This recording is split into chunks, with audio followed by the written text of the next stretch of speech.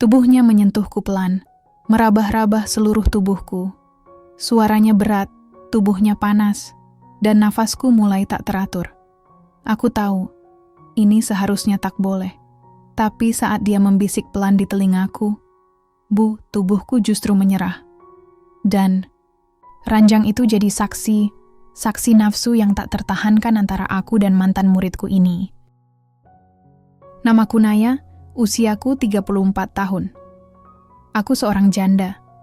2 tahun sudah sejak kepergian suamiku karena sakit yang datang terlalu cepat, terlalu mendadak, dan terlalu meninggalkan luka. Sejak itu, hidupku pelan-pelan berubah menjadi sunyi yang tertata. Rapi aku tinggal bersama Dira, putri semata wayangku yang baru berusia 10 tahun. Ia sumber semangatku, juga alasan kenapa aku tetap tersenyum, meski hati kerap terasa kosong. Rumah kami sederhana, berlantai 1 di pinggir kota, dikelilingi pagar besi yang kadang berdecit saat dibuka. Tapi rumah ini penuh kenangan dan luka. Sejak menjadi janda, aku berhenti mengajar di sekolah formal. Bukan karena tak mampu, tapi karena aku tak tahan menghadapi tatapan orang yang terlalu ingin tahu, terlalu cepat menilai. Jadi aku memilih mengajar les privat di rumah, mata pelajaran bahasa Indonesia untuk anak-anak SMA. Penghasilan tak banyak, tapi cukup untuk bertahan. Di luar pekerjaan, hidupku tenang. Terlalu tenang, mungkin. Pagi hari aku menyapu halaman, siang mengajar, malam mengurus Dira, lalu tidur dengan buku di pelukan. Tidak ada pesta, tidak ada pertemuan sosial, tidak ada lelaki, hanya rutinitas, dan suara detak jam di dinding sebagai teman sebelum tidur. Aku tak lagi merasa cantik. Kulitku mulai menunjukkan tanda lelah. Mataku menghitam karena sering begadang. Tapi aku mencoba tegar karena tak ada pilihan lain. Menjadi janda adalah hidup dengan 2 wajah. Di luar harus kuat, di dalam hancur diam-diam. Suatu sore, setelah selesai mengajar, aku duduk di teras rumah dengan secangkir teh hangat. Angin berhembus pelan, membawa suara anak-anak bermain dari ujung jalan. Aku menatap langit yang mulai jingga. Senja selalu membuatku berpikir, apakah aku akan selamanya sendiri seperti ini? Lalu, seperti adegan yang disengaja dalam hidup, ponselku bergetar. Sebuah pesan masuk dari nomor tak dikenal. "Bu Naya, ini Revan. Masih ingat saya? Dulu murid ibu waktu kelas 12. Boleh saya main ke rumah? Ada yang ingin saya bicarakan." Aku mengernyit, Revan. Nama itu menampar ingatanku pada seorang anak laki-laki tinggi kurus, pendiam, tapi tajam pikirannya. Ia sering duduk di pojok kelas, mencatat semua yang aku ucapkan tanpa suara. Ia lulus 3 tahun lalu. Sejak itu, aku tak pernah mendengar kabarnya. Aku menjawab singkat, "Silakan, saya di rumah." Dan 15 menit kemudian, mobil tua berwarna abu-abu berhenti di depan rumahku. Dari balik jendela, aku melihat sosok itu turun, dan mataku tak bisa berkedip. Revan sudah tumbuh. Tubuhnya tegap, rambutnya klimis, pakaiannya rapi tapi santai. Ia tersenyum ke arahku, dan entah kenapa, senyuman itu menembus tembok sunyi yang selama ini kukunci rapat. Hatiku berdetak tak biasa. Dan tanpa aku sadari, hidupku yang tadinya tenang, sebentar lagi akan berubah sepenuhnya. Hari itu, Revan datang dengan senyum yang sulit kulupakan. Senyum yang dulu sering muncul malu-malu di wajah remajanya, kini tumbuh menjadi keyakinan pria muda yang sudah mengenal dunia. Tapi sorot matanya masih sama, hangat, tulus, dan penuh hormat. "Apa kabar, Bu Naya?" katanya, sambil menyalamiku dengan sopan. Tangannya sedikit lebih lama menggenggamku. Entah kenapa, sentuhan itu mengalirkan sesuatu yang sudah lama tidak kurasakan, perhatian. Aku mempersilahkannya masuk ke ruang tamu. Dira sedang tidur siang, dan rumah sedang tenang-tenangnya. Kami duduk berhadapan, seperti dulu saat aku menjadi gurunya. Tapi suasana kini berbeda. Aku bukan lagi guru yang penuh aturan, dan dia bukan lagi siswa yang kaku dan sungkan. "Bu Naya tetap seperti dulu," katanya sambil tersenyum. masih cantik dan hangat. Aku tertawa kecil, merasa canggung, tapi tersentuh. Ah, Revan, kamu ini. Sekarang kuliah di mana? Semester akhir di jurusan pendidikan bahasa, jawabnya. Saya ingat ibu pernah bilang, bahasa bisa menyembuhkan. Sejak itu, saya jadi suka menulis puisi. Aku tersenyum pelan. Laki-laki ini bukan hanya tumbuh secara fisik, tapi juga batin. Ada kelembutan dalam caranya bicara, kedalaman dalam caranya memandang. Ia bercerita panjang lebar tentang kampusnya, pengalamannya mengajar sukarela, dan betapa sulitnya menjadi dewasa tanpa melupakan mimpi. Aku mendengarkan dengan saksama, merasa waktu berjalan begitu lambat. Rasanya seperti sore yang tak ingin lekas berganti malam. Lalu, Revan menatapku serius.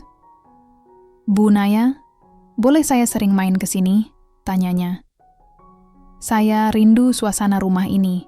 Dulu di sekolah, ibu selalu jadi tempat aman buat saya. Sekarang, saya cuma ingin duduk di sini ngobrol. Nggak ganggu, kan? Aku tak langsung menjawab. Hati kecilku terasa aneh. Ada suara kecil yang berkata, "Kau sendiri, Naya. Kenapa harus menolak kehangatan yang datang?" "Aku senang kamu datang," kataku akhirnya. Rumah ini memang terlalu sepi kadang-kadang. Senyumnya mengembang. Dan sejak saat itu, Revan mulai sering mampir. Kadang membawa gorengan, kadang hanya datang membawa cerita. Kami berbagi tawa, diam, dan kadang saling menatap terlalu lama untuk disebut biasa. Suatu sore, saat kami duduk di teras menatap langit jingga, ia berkata, "Bu Naya, saya selalu merasa ibu seperti senja. Hangat, tenang, tapi menyimpan kesedihan yang orang lain tak tahu." Aku tak bisa berkata apa-apa. Karena tanpa sadar, sejak kedatangannya, senja-senja itu tak lagi terasa sepi.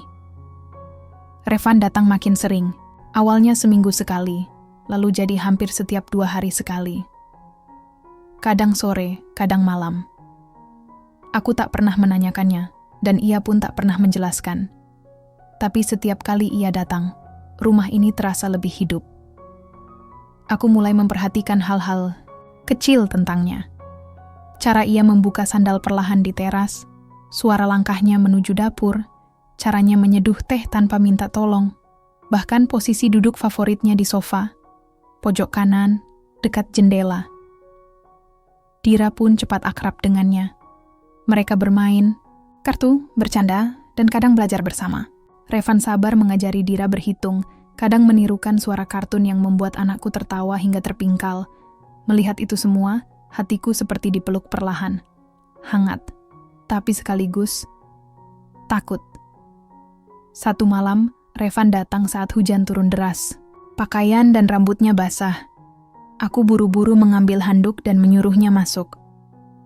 "Maaf, Bu, tadi habis dari kampus, motor mogok di jalan," katanya sambil mengeringkan rambut. Aku nggak tahu mau kemana. "Kenapa nggak langsung pulang?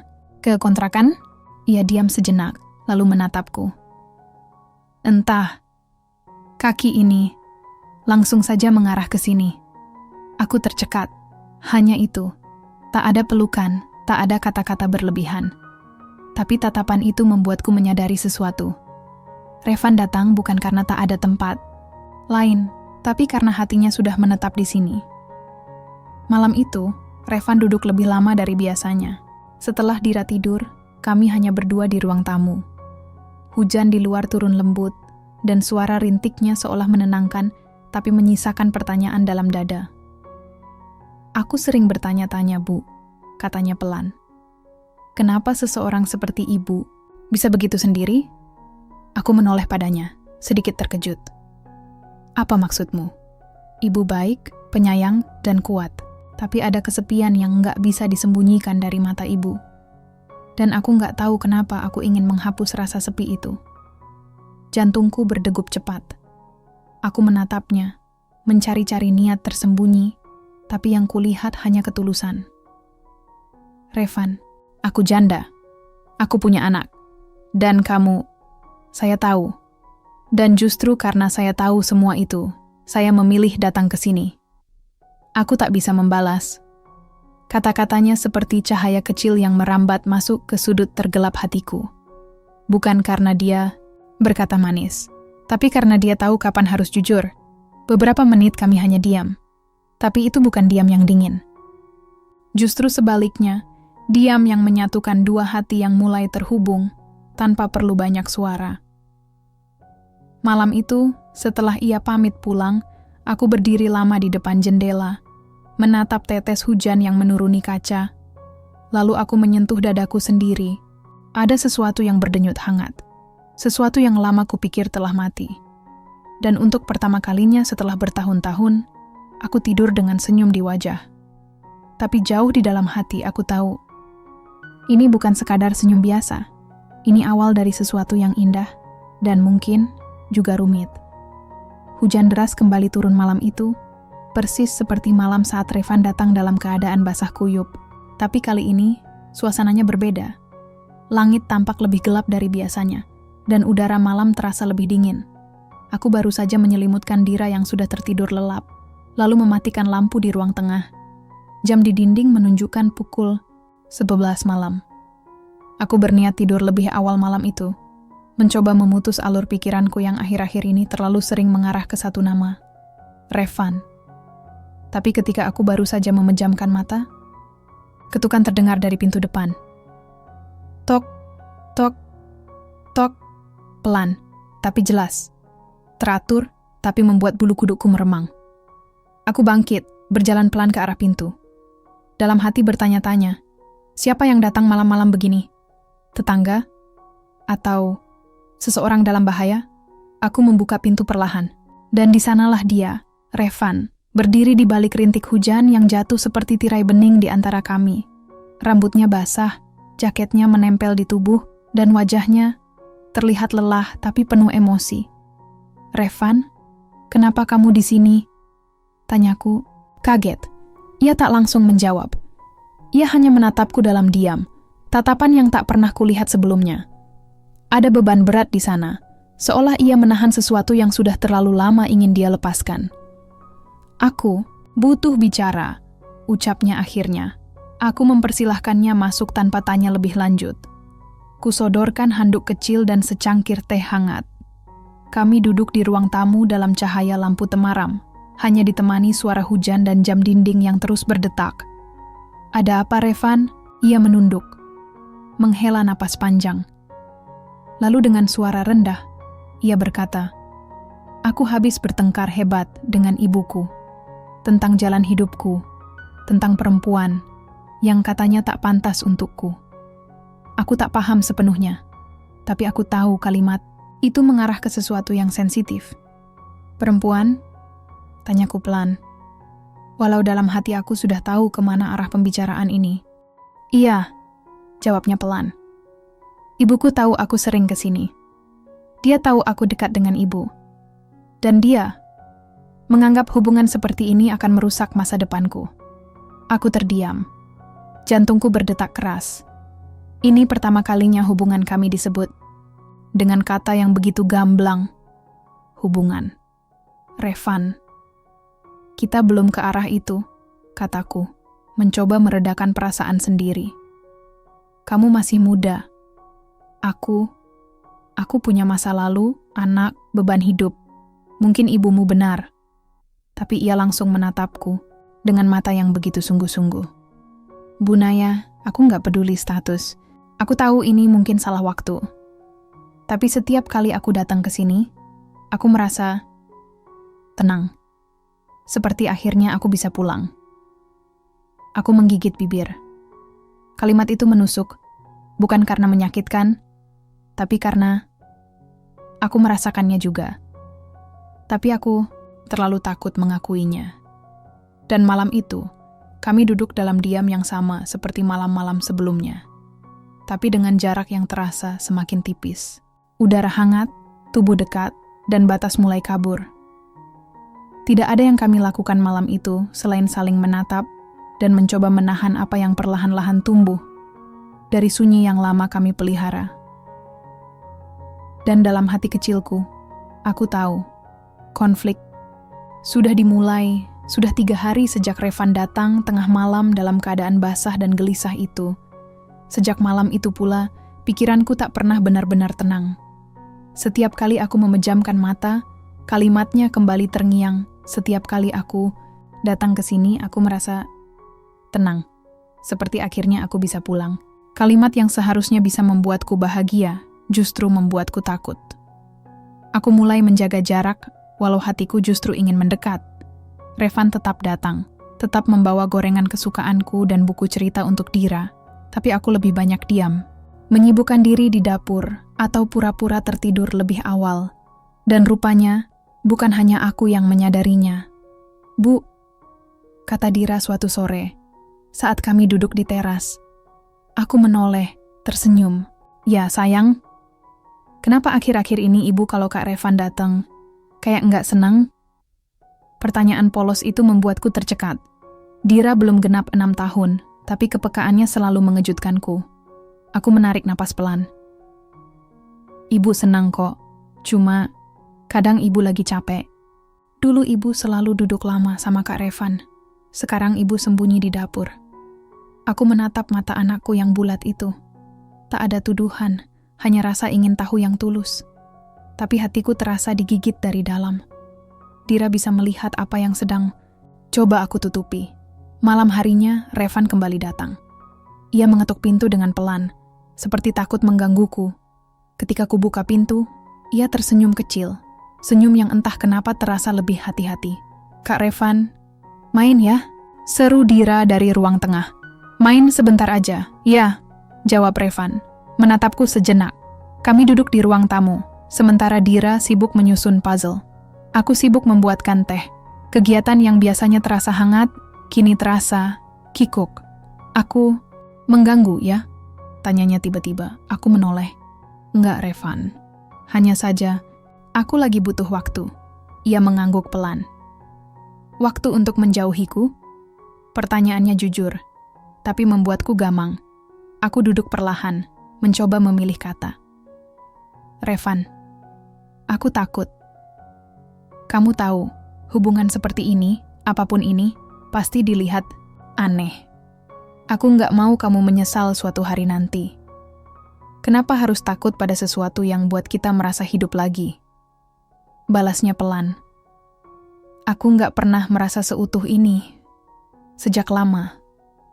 Aku menggigit bibir, kata-katanya manis, tapi kenyataan di luar sana tidak pernah semanis itu.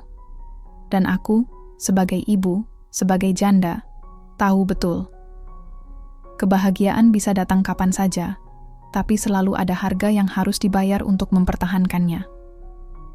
Di sisi lain, Dira menatap kami dari lantai, seolah tahu sesuatu sedang terjadi tapi tak mengerti sepenuhnya. Dan saat Revan pamit malam itu, ia sempat menatapku sebelum membuka pintu. Tatapan itu seperti pesan diam.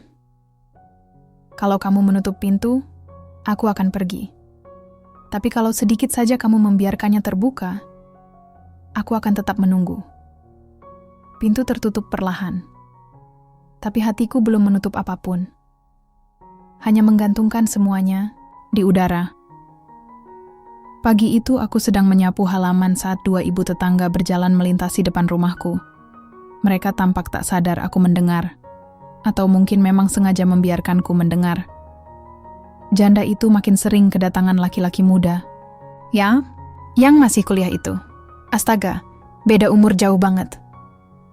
Anaknya masih kecil loh. Gimana nanti kalau anak itu ngerti?" Suara mereka pelan, tapi cukup jelas untuk membuat sapuku berhenti seketika. Dada ini terasa sesak, seperti ditusuk, pelan dari dalam. Mataku menatap jalan kosong, tapi pikiranku terombang-ambing, antara marah, malu, dan hancur. Aku kembali masuk ke rumah, berusaha mengabaikannya. Tapi luka dari kata-kata itu tak bisa dihapus air teh hangat atau senyum anak kecil. Hari itu Revan tidak datang. Mungkin kebetulan. Tapi di sore yang sama, ponselku berdering. Nomor asing. Suara di seberang begitu tegas, dingin, dan tanpa basa-basi. Ini ibu dari Revan. "Saya ingin bicara." Aku tercekat. Kami bertemu di sebuah warung kecil di dekat taman kota. Dia datang dengan blus rapi dan tatapan langsung yang menusuk. Maaf, kalau saya terlalu jujur, Bu Naya. Tapi saya tak ingin anak saya rusak masa depannya. Aku menunduk pelan, mencoba menahan gejolak emosi. Ibu tak tahu seperti apa Revan kalau sedang bersamaku, kataku perlahan. Dia bukan anak-anak. Dia membuat pilihannya sendiri. Tepat, dan sebagai ibunya, saya juga berhak menjaga dia dari pilihan yang keliru. Anda janda, punya anak, umur terpaut jauh. Apa yang akan orang pikirkan? Aku menahan napas. Kata-katanya, seperti serangan yang sudah kusangka akan datang, tapi tetap saja menyakitkan saat tiba. Kalau ibu peduli padanya, katanya lagi, tolong lepaskan. Jangan beri dia harapan. Kalau tidak, saya yang akan menariknya menjauh. Aku tak menjawab apa-apa.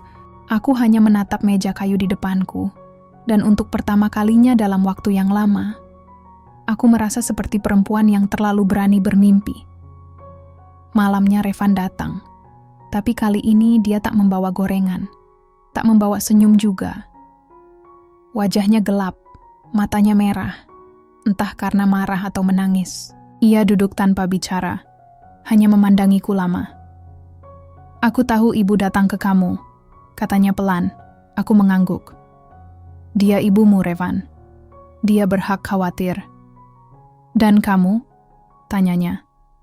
Apa kamu juga mulai takut? Aku menatap matanya. Dan di detik itu, aku tahu jawabanku akan mengubah semuanya. Tapi sebelum aku sempat menjawab, suara Dira dari dalam kamar memanggilku. Ibu, aku mimpi buruk.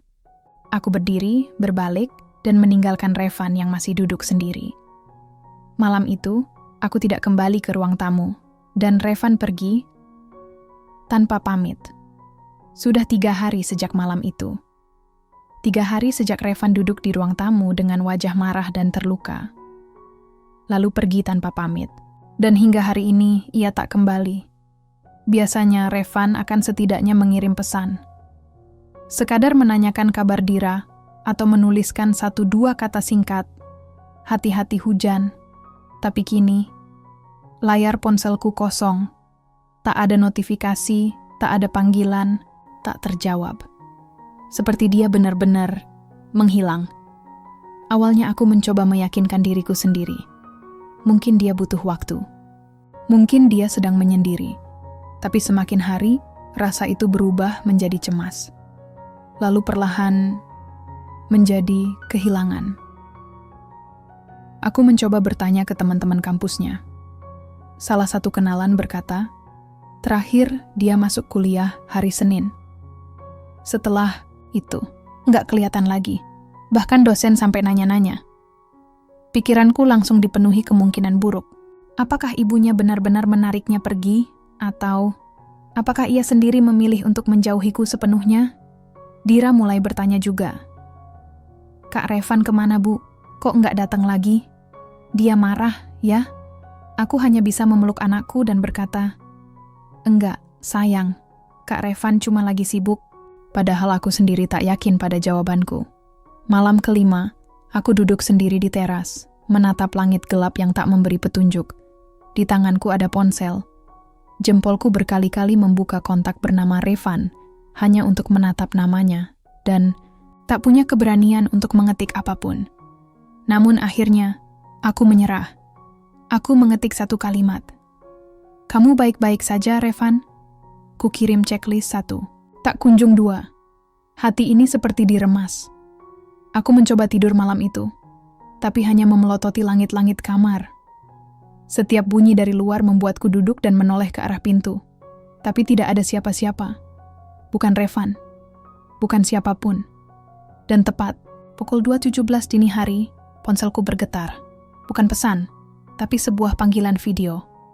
Dari Revan. Dengan tangan gemetar, aku menjawabnya. Layar menyala, dan wajah itu muncul. Kusut. Rambutnya acak-acakan, matanya merah. Revan, ia tersenyum tipis.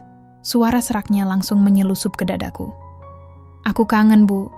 Aku menggigit bibir. Air mata yang kutahan langsung jatuh. Kamu kemana aja? Aku pergi keluar kota, numpang di tempat teman. Butuh mikir, butuh menjauh sebentar, tanpa bilang apa-apa. Suaraku pecah. Aku takut kamu makin menjauh kalau aku terus muncul, katanya pelan. Tapi ternyata, justru makin jauh aku pergi, makin aku sadar. Aku gak bisa jauh dari kamu. Henning, aku tak tahu harus berkata apa. Yang aku tahu, seluruh tubuhku bergetar karena menahan rindu dan lega. Kamu masih mau aku datang? Tanyanya akhirnya. Aku tak menjawab, hanya mengangguk berkali-kali. Dan malam itu kami bicara lama. Bukan soal masa depan, bukan soal status, tapi soal perasaan yang tak bisa dipungkiri lagi. Kami saling membutuhkan. Tapi aku tahu, ini belum selesai. Justru baru saja dimulai. Pagi itu, aku sedang menyiram tanaman ketika suara motor berhenti, tepat di depan pagar.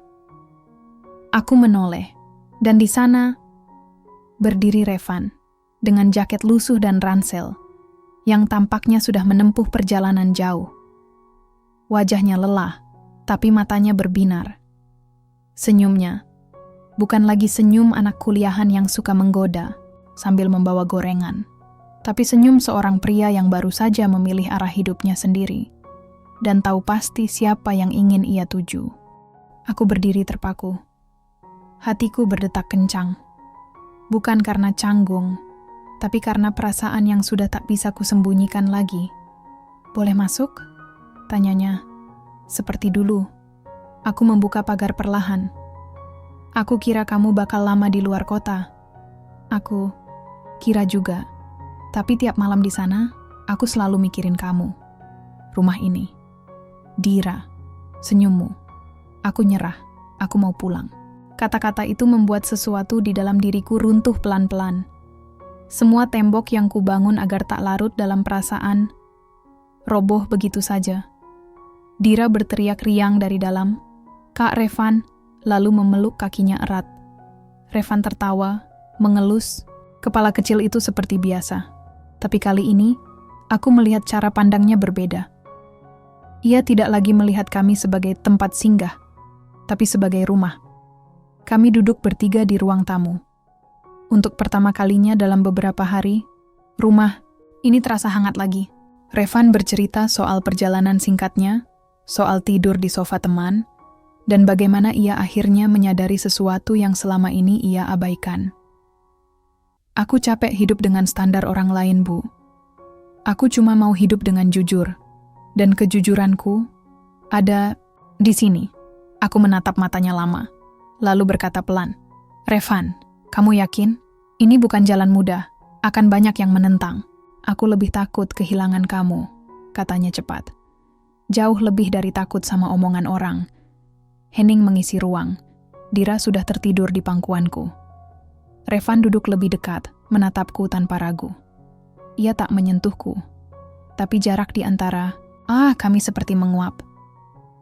"Aku bukan anak-anak lagi, Bu Naya," katanya perlahan. "Kalau kamu mau, izinkan aku bukan cuma jadi tamu di rumah ini, tapi jadi bagian darinya." Aku terdiam, bukan karena ragu, tapi karena hatiku akhirnya menyerah juga.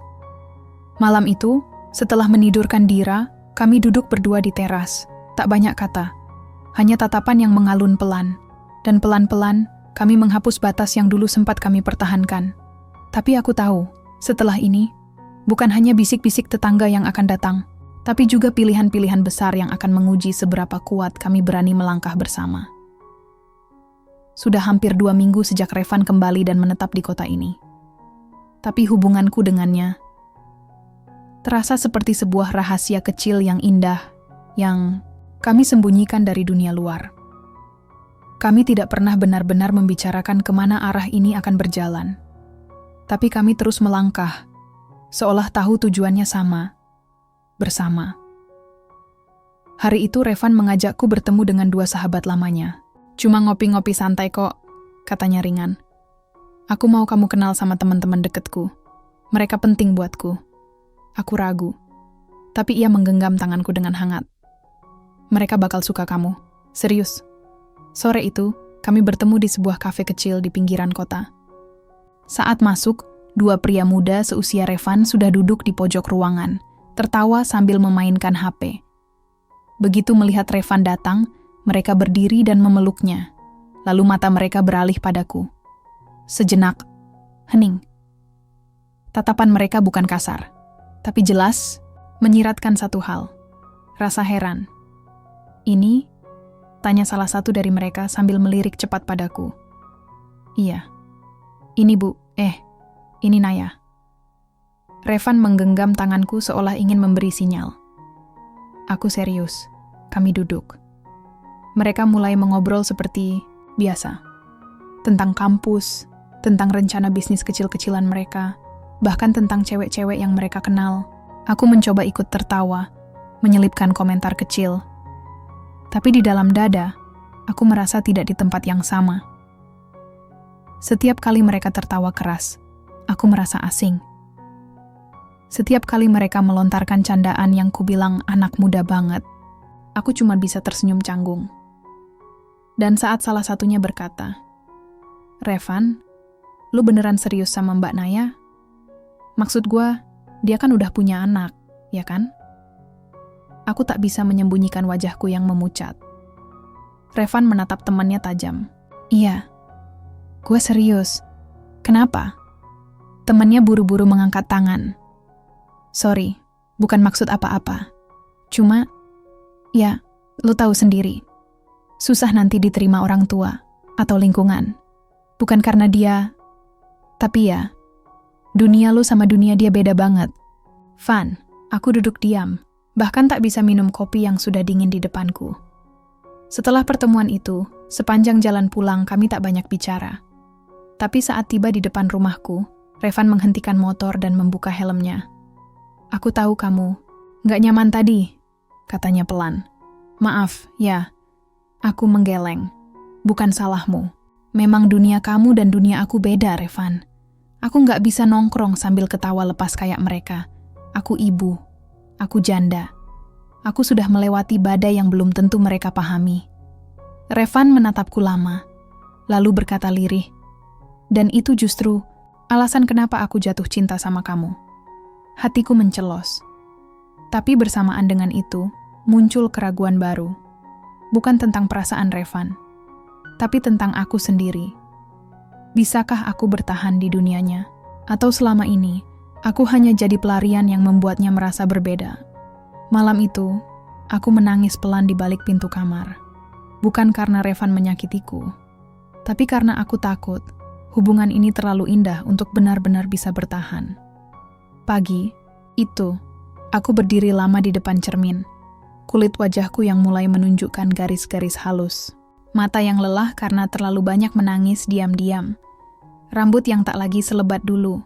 Aku menyentuh leherku pelan dan bertanya pada bayangan sendiri. Apa yang kulakukan? Apa aku sedang hidup dalam ilusi? Sejak pertemuan dengan sahabat-sahabat, Revan, hatiku menjadi rapuh lagi. Bukan karena hinaan atau penolakan, tidak. Tapi karena aku menyadari satu hal yang menakutkan. Dunia Revan terlalu muda untukku, terlalu bebas, terlalu penuh kemungkinan. Dan aku sudah kenyang luka. Hari itu aku memutuskan menulis pesan panjang padanya. Bukan tentang berpisah, tapi tentang mengikhlaskan. Kamu laki-laki baik, Revan. Tapi kamu terlalu muda untuk membawa beban seberat aku dan Dira. Aku takut bukan hanya orang lain yang tak bisa menerima, tapi kamu pun akan menyesal nanti. Aku nggak ingin jadi perempuan yang membuatmu kehilangan duniamu sendiri. Ku ketik pelan, dan dengan berat hati, ku kirim.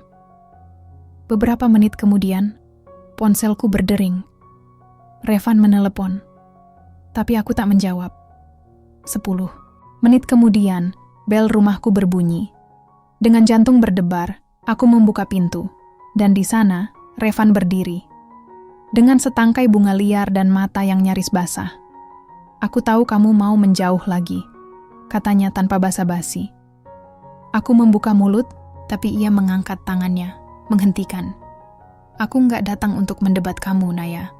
Aku datang untuk menyatakan pilihanku." Lalu dari saku jaketnya, ia mengeluarkan sebuah cincin sederhana. Bukan emas mahal, bukan berlian yang berkilau. Tapi cukup untuk membuat kakiku lemas. Kalau kamu takut karena perbedaan umur, aku terima. Kalau kamu khawatir dunia kita nggak sama, aku ngerti. Tapi satu hal yang kamu perlu tahu, aku nggak mau lagi hidup di dunia tanpa kamu. Aku berdiri mematung, mataku membulat, napasku tercekat. Revan, bisikku. Ia berlutut. Tak peduli siapa yang melihat. Tak peduli bisik-bisik tetangga. Ia menatapku dengan wajah penuh keyakinan. Naya, maukah kamu menikah denganku? Tangisku pecah, tapi aku belum bisa menjawab, karena yang kurasakan bukan hanya bahagia, tapi juga ketakutan. Ini bukan akhir kisah, tapi awal dari sebuah pilihan paling besar yang harus kuambil. Aku memejamkan mata. Dalam hati aku bertanya, Tuhan, jika ini benar, kuatkan aku. Jika ini salah, lepaskan dengan lembut. Dan saat ku buka mata, Revan masih menatapku, tak bergeser sedikit pun. Menungguku. Sudah 2 hari sejak Revan melamarku. 2 hari aku menyimpan cincin itu dalam kotak kecil di dalam lemari. Belum berani menyentuhnya lagi. Dia tidak memaksa. Dia hanya mengirim satu pesan malam itu. Jawabanmu nggak harus sekarang. Tapi aku akan tetap menunggu. Tapi rupanya, dunia tidak memberi kami waktu.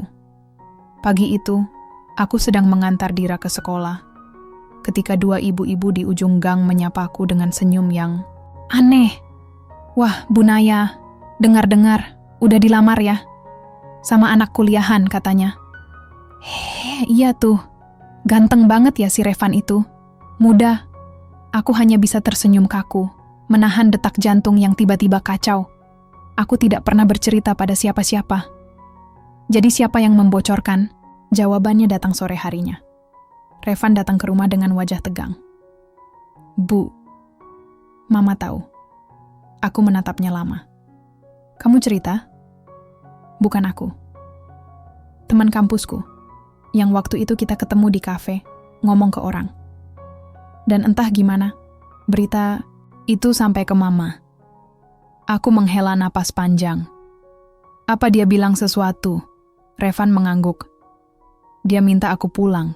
Katanya aku sudah hilang akal. Katanya kamu cuma janda yang kesepian dan manipulatif. Aku tercekat. Dia bilang kamu cuma pengalih dari masa mudaku. Dan kalau aku terusin hubungan ini, dia akan memutus semua bantuan, semua dukungan. Bahkan akan menganggap aku bukan anaknya lagi. Kalimat itu seperti cambuk di dadaku. Revan, kamu harus pulang. Ini udah terlalu jauh. Aku nggak mau jadi alasan kamu kehilangan keluargamu. Tapi, Revan memelukku erat. Kalau mereka bisa lepasin aku cuma karena aku mencintai orang yang salah menurut mereka, apa mereka benar-benar keluargaku? Air mataku jatuh tanpa bisa kutahan. Di malam yang sama, ada yang mengetuk pintu rumahku, keras, bergegas. Dan saat ku buka, seorang wanita paruh baya berdiri di sana dengan sorot mata penuh amarah. Ibu Revan. Malam itu terasa sangat panjang bahkan sebelum kata-kata pertama terucap. Di depan pintu rumahku, Ibu Revan berdiri dengan gaun tidur panjang dan sandal rumah. Wajahnya merah padam karena emosi yang sudah lama ditahan. Revan berdiri di belakangnya, wajahnya tegang. Matanya gelisah. Aku membuka pintu sepenuhnya dan berkata, pelan, silakan masuk, Bu. Tapi ia tidak bergerak. Justru suaranya yang masuk duluan, dingin dan tajam. Saya nggak mau duduk di rumah ini, apalagi disuguhi basa-basi. Saya cuma mau tanya satu hal, Bu Naya. Apa sebenarnya maksud Anda? Aku menelan ludah. Ingin menjawab dengan tenang, tapi suara itu tak memberiku kesempatan. Anak saya itu masih muda. Dia belum tahu apa-apa soal hidup. Anda pikir hubungan ini apa? Mainan? Atau pelarian dari sepi? Revan mencoba menyela. Bu, cukup. Ini keputusan aku. Tapi ibunya mengangkat tangan, memotong. Diam, Revan. Kamu pikir cinta itu cukup buat hidup? Kamu pikir bisa hidup dari perasaan? Aku maju 1 langkah, mencoba menenangkan. Saya tidak pernah memaksa Revan, Bu. Bahkan saya sendiri sempat ingin mundur. Tapi kamu tetap menerimanya. Kamu tahu dia masih bergantung pada keluarganya. Kamu tahu ini akan menghancurkan reputasi kami. Apa kamu pikir kamu bisa menggantikan tempat yang layak buat dia hanya dengan senyum manis dan anak kecil sebagai bumbu cerita? Ucapan itu menamparku lebih keras dari tangan manapun. Tanganku mengepal, tapi aku tetap tenang. Apa Bu tahu, sejak suami saya meninggal, saya bahkan tidak pernah berpikir akan dicintai lagi oleh siapapun. Revan datang bukan karena saya mengundangnya, tapi karena dia melihat saya sebagai manusia, bukan sisa dari seseorang. Wajah Ibu Revan mulai melembut, tapi mulutnya tetap kaku. Kamu tahu, saya juga pernah jadi janda muda, tapi saya tidak pernah menyentuh kehidupan pria yang jauh lebih muda, apalagi mantan murid sendiri. Harga diri, Naya, harga diri. Aku terdiam. Karena untuk pertama kalinya, aku melihat luka lama yang belum sembuh di mata perempuan itu. Dan itulah yang membuatku akhirnya berkata, kalau harus kehilangan Revan demi menyelamatkan hubungan ibu dan anak kalian, saya rela. Revan langsung memelukku dari belakang. Tidak, jangan. Aku yang milih kamu. Aku tahu apa yang aku lakukan. Ibu Revan hanya menatap. Lalu dengan suara pelan, ia berkata, saya tidak bisa merestui ini sekarang. Tapi kalau suatu hari kamu bisa buktikan bahwa kamu memang pilihan terbaik. Bukan hanya buat Revan, tapi juga buat hidup yang layak. Mungkin saya akan datang lagi. Bukan untuk marah, tapi untuk mengerti. Lalu ia pergi. Malam itu dingin, tapi kata-katanya meninggalkan bara di dalam dada. Bukan dendam, tapi tekad. Kalau cinta ini mau bertahan, aku harus membuktikan bahwa aku layak. Bukan hanya sebagai wanita, tapi sebagai pendamping masa depan. Setelah malam itu, aku tak bisa tidur. Bukan karena marah pada Ibu Revan, tapi karena kata-katanya memukul satu sudut dalam diriku yang selama ini kuabaikan. Rasa tidak percaya diri. Selama ini, aku merasa cukup hanya dengan menjadi ibu yang baik untuk Dira, perempuan yang setia pada kenangan masa lalu, dan seseorang yang bisa membuat Revan tersenyum. Tapi, apakah itu cukup untuk membangun masa depan bersama pria sebaik dan seberani dia? Aku tahu jawabannya. Belum. Pagi itu, aku membuat keputusan. Dengan suara bergetar tapi tekad yang bulat, aku mengajak Revan duduk berdua di taman belakang rumah. Revan, kataku pelan, aku ingin kita berhenti dulu. Ia langsung menatapku syok. Maksudnya, aku tidak bilang ini akhir, tapi aku butuh waktu untuk membuktikan bahwa aku bukan sekadar janda kesepian yang butuh pelukan. Aku mau kamu mencintai seseorang yang berdiri di sampingmu karena dia kuat, bukan karena dia butuh diselamatkan. Revan menggenggam tanganku erat. Tapi aku nggak minta kamu jadi apa-apa, Naya. Aku cinta kamu apa adanya. Aku mengangguk. Dan justru karena itulah, aku harus pergi sementara. Aku ingin bangun lagi dari awal. Aku ingin Dira punya ibu yang bisa berdiri tegak tanpa bergantung pada siapapun. Wajahnya menegang, rahangnya mengeras menahan emosi. Tapi ia tahu, aku tidak sedang mendorongnya pergi. Aku hanya sedang menarik diriku lebih tinggi, agar suatu hari nanti kami bisa berdiri sejajar. Hari-hari setelah itu berat, tapi aku mulai dari yang kecil. Aku kembali membuka kelas les privat di rumah. Bukan hanya untuk mata pelajaran, tapi juga pelatihan keterampilan kecil untuk ibu-ibu. Menjahit, memasak, sampai pembukuan rumah tangga. Awalnya hanya 2 orang yang datang, lalu 5, lalu 10. Aku juga mulai menjual makanan beku secara daring, dibantu oleh tetangga yang dulu hanya bisa bergosip. Kini mereka ikut membantuku membuat pesanan. Sementara itu Revan tetap diam, tak banyak pesan. Tapi sekali waktu, ia mengirim satu kalimat sederhana. Aku di sini. Kapanpun kamu siap. Dan aku tahu, cinta ini belum selesai. Tapi kali ini, aku tidak menunggu cinta untuk menyelamatkanku. Aku sedang menyelamatkan diriku sendiri, supaya saat cinta itu kembali, aku sudah siap menggenggamnya sepenuhnya. Hari-hari berlalu dengan keheningan yang tidak lagi terasa sepi. Bukan karena aku sudah melupakan Revan, tidak sama sekali. Tapi karena aku sedang jatuh cinta pada diriku yang baru, les privatku makin ramai. Kegiatan kewirausahaan kecil-kecilan dengan para ibu di sekitar rumah berkembang pesat. Bahkan sebuah portal berita lokal menulis artikel berjudul "Janda Inspiratif Ubah Teras Rumah Jadi Pusat Edukasi Warga". Aku menangis saat membacanya, tapi itu bukan air mata sedih. Itu adalah air mata seseorang yang akhirnya bisa melihat dirinya sendiri dengan bangga. Namun seperti takdir dalam hidup siapapun, saat kita mulai berdiri tegak, masa lalu datang seperti angin malam, diam-diam tapi menusuk.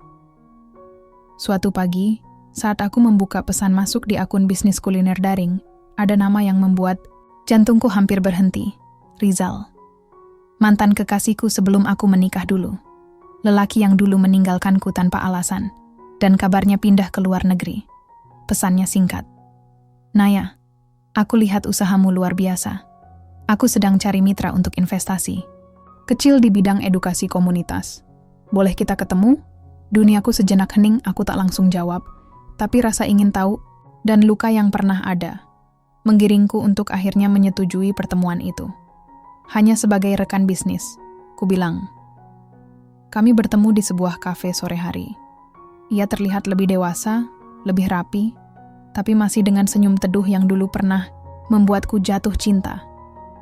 Maaf dulu pernah pergi tanpa penjelasan, katanya. Jujur, ayahku tiba-tiba sakit parah, dan aku ditarik ke Singapura untuk mengurus bisnis keluarga. Tapi setelah lihat kamu sekarang, aku tahu aku meninggalkan sesuatu yang tak tergantikan. Aku hanya menatap kopiku, tak tahu harus menjawab apa. Lalu ia berkata, hal yang membuat hatiku nyaris goyah. Kalau kamu belum bersama siapapun, izinkan aku memperbaiki semuanya. Aku tidak langsung menolak. Sampai aku pulang, duduk di kamar, memandangi pesan singkat yang selalu dikirim Revan seminggu sekali tanpa pernah gagal, kamu enggak sendiri. Dan malam itu aku sadar, yang mencintaiku hari ini adalah orang yang menerima luka dan lemahnya aku. Bukan orang yang datang saat aku sudah utuh. Rizal mungkin tulus, tapi dia adalah bagian dari cerita lama. Sementara Revan adalah awal dari sesuatu yang belum pernah kumiliki sebelumnya. Aku menulis pesan singkat pada Rizal. Terima kasih atas niat baikmu. Tapi aku tidak ingin membangun masa depan di atas kenangan yang dulu pernah ditinggalkan. Lalu kututup ponselku. Dan kutatap cincin kecil pemberian Revan yang masih tersimpan rapi di laci. Mungkin saatnya aku membalas pesan itu.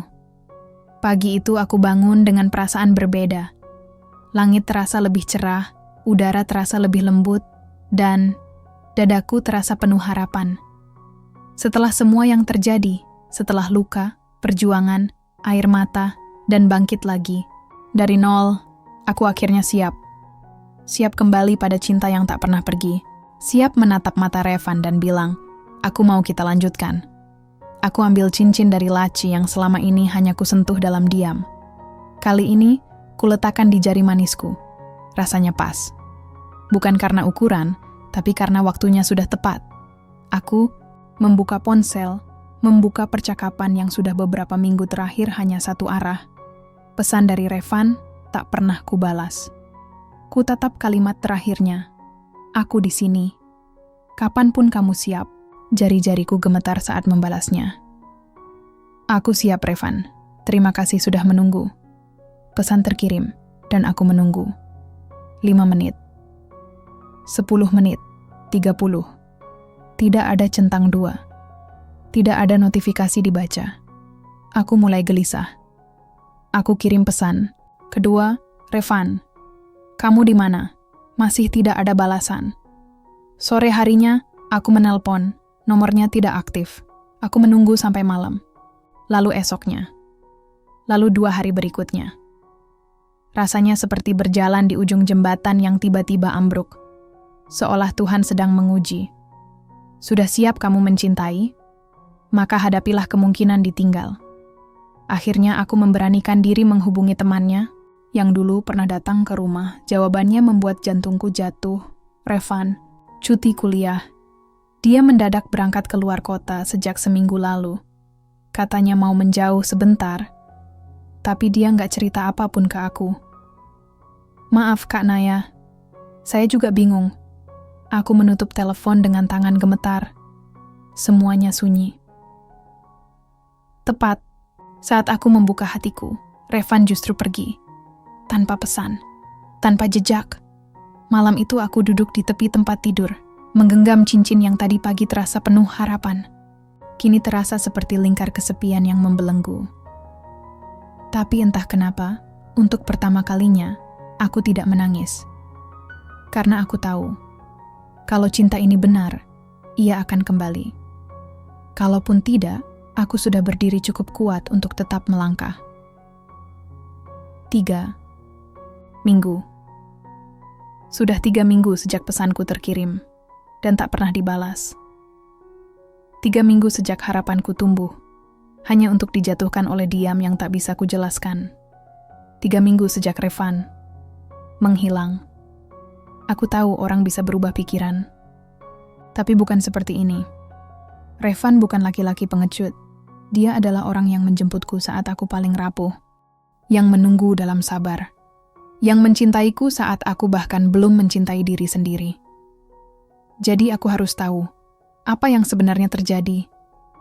Bukan untuk memaksa hubungan kembali, tapi untuk menghormati apa yang pernah kami bangun, dan untuk menghormati hatiku sendiri. Akhirnya, dengan informasi seadanya dari teman-temannya, aku mencari tahu kemana Revan pergi. Satu petunjuk datang dari sebuah unggahan foto. Revan berdiri di depan sebuah rumah tua di Yogyakarta, captionnya singkat, "Kembali ke titik nol." Tanpa berpikir panjang, aku mengajak Dira untuk sementara tinggal di rumah ibuku. Aku bilang, ada urusan kerja. Lalu aku naik kereta malam. Sendiri, membawa satu koper kecil dan satu beban besar di dada. Sesampainya di Yogyakarta, aku mencari rumah itu. Butuh 2 hari bertanya ke sana kemari. Sampai akhirnya seorang tetua kampung menunjukkan arah. Itu rumah warisan keluarga. Dulu orang tuanya Revan sempat tinggal di sini waktu kecil. Anak itu sering kemari setiap kali hidupnya lagi kacau. Saat kutiba di depan rumah itu, lututku lemas. Revan sedang duduk di beranda. Matanya kosong menatap jalan, seolah menungguku. Atau siapapun, atau mungkin tak berharap siapa-siapa lagi. Saat ia melihatku, matanya membesar, lalu menunduk, seakan malu. Atau takut, aku berjalan perlahan ke arahnya. Tanpa drama, tanpa teriak. Hanya satu kalimat yang keluar. Kalau kamu butuh waktu, aku bisa pergi. Tapi kalau kamu butuh aku tahu, tolong jelaskan. Revan menunduk lama. Lalu akhirnya, berkata dengan suara berat, "Ibuku sakit. Sejak malam itu dia dirawat. Aku merasa bersalah. Seolah semua ini terjadi karena aku melawan dia, karena aku mencintaimu." Hatiku serasa dihantam badai. Tapi aku tetap duduk di sampingnya, menggenggam tangannya yang dingin. Aku kira aku bisa jalan terus tanpa beban, Nay. Tapi ternyata, aku masih takut kehilangan restu. Aku mengangguk. Dan kamu pikir dengan menjauh, masalahnya selesai? Tidak. Aku hanya nggak tahu bagaimana caranya bertahan di 2 dunia.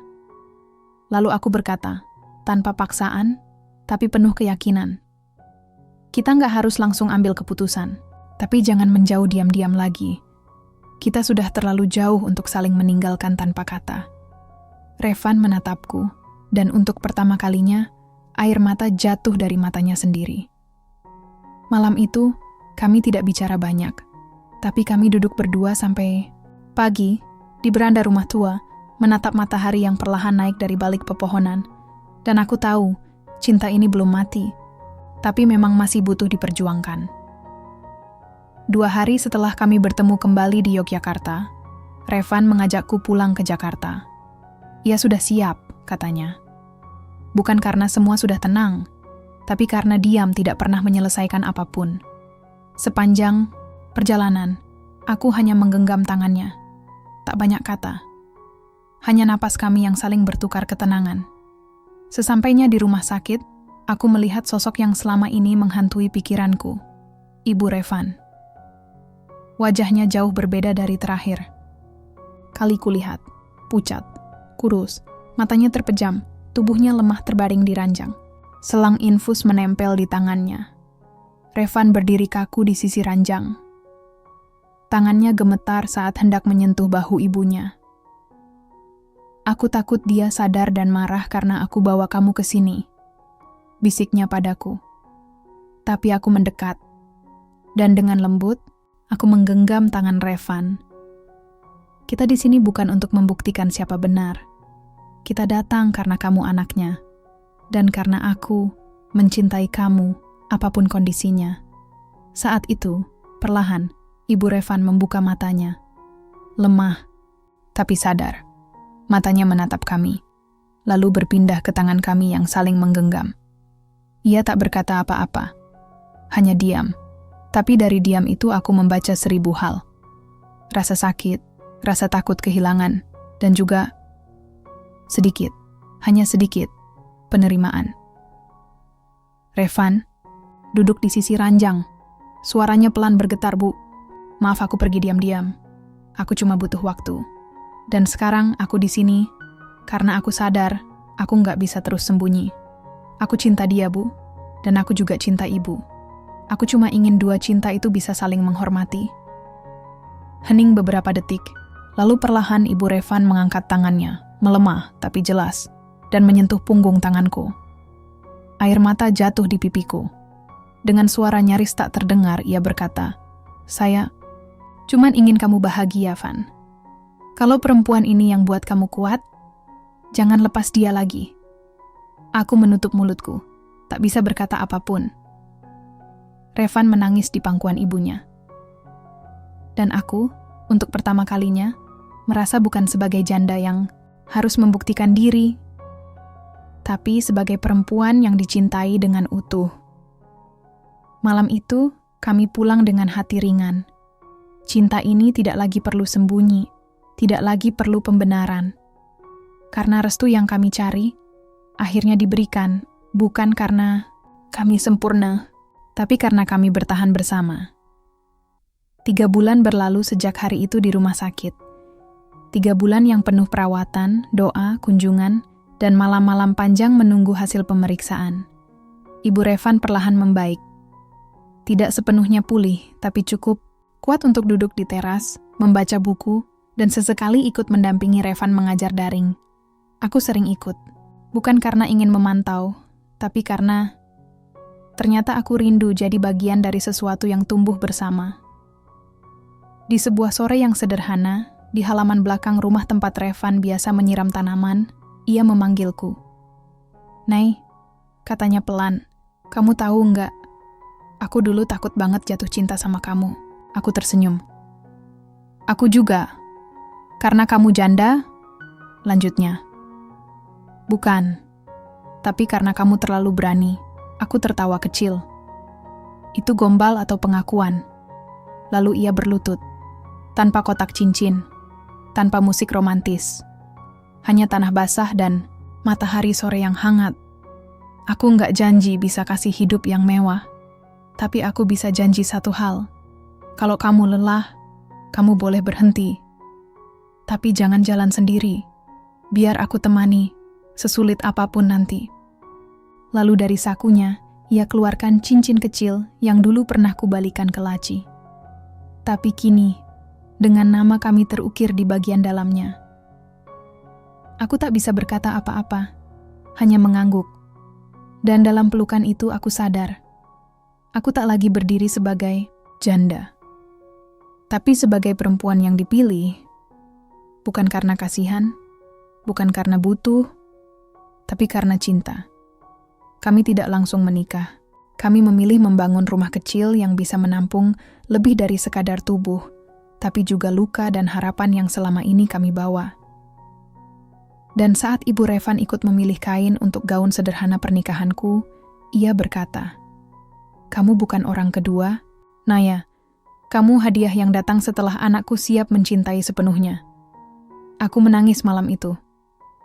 Bukan karena sedih, tapi karena akhirnya aku tiba. Bukan di akhir, tapi di awal yang kutentukan sendiri. Segala persiapan kami berjalan tenang. Gaun sederhana telah dijahit tangan oleh tetangga lama ibuku. Undangan hanya 50 orang. Dekorasi taman kecil di halaman rumah sudah mulai dirancang. Aku bahkan melihat Revan melatih Dira menyampaikan kalimat pengantar sebagai putri kecil pengantar mama ke pelaminan. Segalanya terasa ringan. Sampai satu sore, saat aku duduk, sendiri membuka pesan-pesan masuk di ponsel. Sebuah nama muncul. Raka, mantan suamiku. Aku terdiam lama. Jantungku seperti kembali ke detak lama yang pernah membuatku takut. Pesannya pendek. Boleh aku bicara? Cuman sebentar. Tentang Dira. Tanganku gemetar. Aku tahu aku tak bisa mengabaikan ini. Karena bagaimanapun, Dira adalah darahnya juga. Revan melihatku dari teras. Ia tahu ada yang berubah dari wajahku, tapi tak langsung bertanya. Akhirnya malam itu aku berkata jujur. Revan. Dia menghubungi. Raka. Katanya mau bicara soal Dira. Revan hanya diam. Lama. Lalu ia berkata, kalau kamu mau pergi ketemu dia, aku nggak akan halangi. Tapi tolong, jangan biarkan masa lalu membentuk ulang siapa kamu hari ini. Aku menatapnya dalam. Kamu nggak takut aku berubah pikiran? Ia tersenyum lelah. Aku bukan takut kamu berubah pikiran. Aku cuma takut kamu kembali terluka. Aku bertemu Raka di sebuah kafe kecil. Ia datang dengan wajah lebih tua, lebih ragu, lebih asing. Terima kasih udah mau datang, Nay, katanya. Aku hanya mengangguk, datar. Aku cuma mau bilang, aku dengar kamu mau menikah. Aku tahu aku nggak punya hak apa-apa sekarang. Tapi kalau suatu hari Dira butuh tahu siapa ayah kandungnya, aku harap kamu nggak tutup pintu sepenuhnya. Aku menghela napas. Kalau kamu sungguh ingin jadi bagian dari hidup Dira, kamu harus datang, bukan hanya waktu kamu butuh dimaafkan, tapi waktu dia butuh dikenali. Raka menunduk. Aku tahu, dan aku akan belajar pelan-pelan. Tapi satu hal lagi, aku menatapnya tajam. Aku minta maaf. Karena dulu aku terlalu bodoh buat menghargai kamu, dan terlalu takut buat mencintai kamu yang sebenarnya luar biasa. Kata-kata itu tak membuatku tersentuh. Tidak ada getar. Tidak ada rasa tertinggal. Karena aku sadar, aku telah selesai dengan cerita lama. Dan kini sedang menulis bab baru dengan seseorang yang memilihku sepenuhnya. Pagi itu, langit bersih. Seolah Tuhan ikut tersenyum melihat akhir dari perjalanan panjang ini. Dira bangun lebih dulu, masuk ke kamarku sambil membawa bunga melati yang dia susun sendiri. Mama, ini buat disemat di rambut Mama nanti, katanya polos. Aku hampir menangis hanya karena kepolosannya. Tak ada gaun mewah, tak ada dekorasi hotel. Tapi halaman kecil rumah kami dipenuhi senyum yang tulus. Ibu Revan duduk paling depan, mengenakan kebaya abu-abu. Matanya lembut menatapku dari kejauhan. Aku berdiri di depan cermin. Untuk pertama kalinya dalam hidupku, aku tak merasa seperti perempuan yang ditinggalkan. Aku adalah perempuan yang memilih dan dipilih. Bukan karena masa lalu hilang, tapi karena masa lalu telah selesai kuhadapi. Revan menungguku di altar kecil dari anyaman bambu dan bunga-bunga liar. Matanya berkaca-kaca saat melihatku mendekat, diiringi Dira yang tersenyum lebar. Saat tanganku menggenggam tangannya, kami tak saling janji untuk selamanya. Tapi kami saling tatap, dan aku tahu, cinta kami tidak buta, tapi sadar. Kami sadar bahwa cinta ini datang bukan di waktu paling muda, tapi justru di saat kami cukup dewasa untuk tahu artinya bertahan, artinya memberi ruang, artinya menyembuhkan, bukan menuntut. Aku melihat ke arah para tamu. Di sana ada Ibu Revan, ada sahabat-sahabatku, dan ya, bahkan ada Raka, berdiri di pinggir kerumunan. Ia mengangguk kecil padaku, dan aku membalasnya, tanpa dendam, tanpa luka, hanya lega. Revan membisikkan saat cincin melingkar di jari manisku. Mulai sekarang, panggil dirimu bukan janda, tapi perempuan yang tahu cara mencintai dirinya sendiri. Hari itu bukan akhir, tapi awal. Dan saat matahari turun perlahan, aku berdiri di halaman rumah kecil yang kini jadi rumah kami, memeluk Dira dan Revan sekaligus. Tak ada lagi gelar yang kubawa selain satu, bahagia.